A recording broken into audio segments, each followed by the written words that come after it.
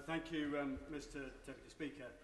Like a lot of members here today, I actually trawled through the records, see how many constituents in Carmarthen, West and South Pembrokeshire had raised this issue with me in the last 3 or 4 years, and I came to the grand total of 1. And sadly, that one has actually subsequently died, although for completely disconnected reasons. Mr Speaker, I think one point of consensus this afternoon has been that actually equalisation does have its merits. Not everybody is against it. We all probably think that there is an element of fairness within equalisation which we should try and encapsulate in law.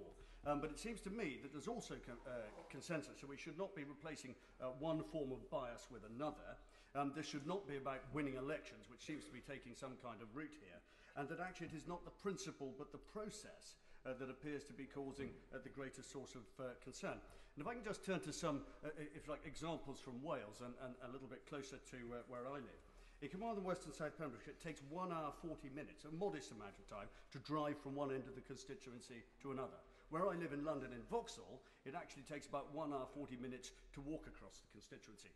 And so by adding 15,000 people to the electorate, which is what the proposals say, we will almost certainly be disconnecting rural communities slightly more from their Member of Parliament than we should be. And if there's anything we've learned over the last 10 years is that actually we should be trying to connect rural communities, not disconnect them. Mr Deputy Speaker, also in Wales in 2011, I can hardly wait, we have a referendum on the alternative vote, we have a referendum on further powers for the Welsh Assembly, and we have a Welsh Assembly election. At what cost, I do not know.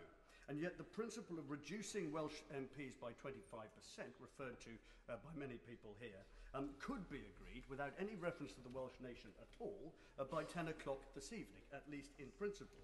And it seems to be simply not sensible to apply a one-size-fits-all solution to a nation that is clearly not one size, and one which has a different social, economic and political values. And yet we are, the Welsh Assembly and general election, if we go down this route, will actually coincide in 2015.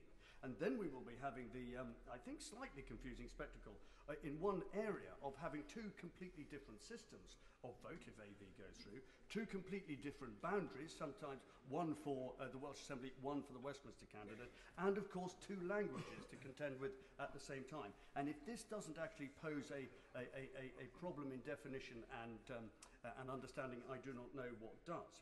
And all of this has to be, in my view, reflected in the bill if it is to become an act, and none of it has really been properly addressed this afternoon. And penultimately, Mr Deputy Speaker, if I can just touch on the effect of the alternative vote in Wales.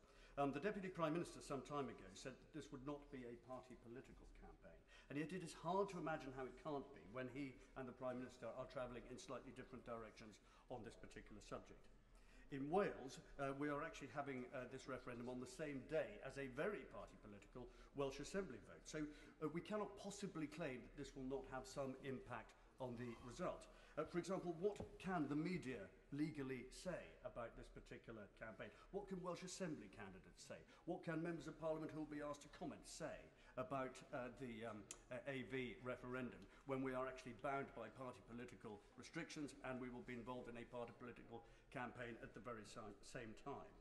And will these measures simplify or simply complicate matters for voters?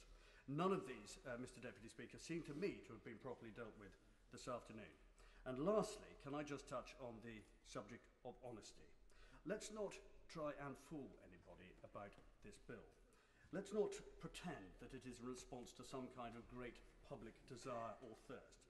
Let's not pretend that that much money is going to be saved, or that voting will be that much easier for people concerned, or that there is not just beginning to develop a rather unfortunate whiff of party political interest in these measures. But, and it's an important but, Mr Deputy Speaker, nor should all of this necessarily mean that the bill should fail, because it is actually built on reasonably sensible and sound and fair foundations. It is the process, not the principle, which I object to.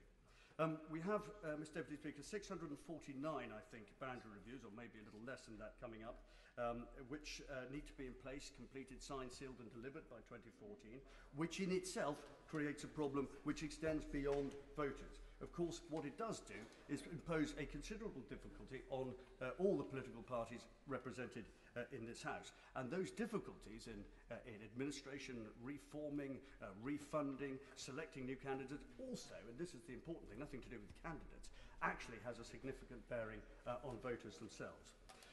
Mr. Deputy Speaker, as we have discovered, there is a fine line between political reform and political vandalism. Those of us in this chamber who believe in proper political reform will be, I think, disappointed if that reform is put back for years if we do not significantly amend the bill and take into account some of the important evidence that we've heard and some of the impassioned speeches that we've heard from all quarters of this chamber.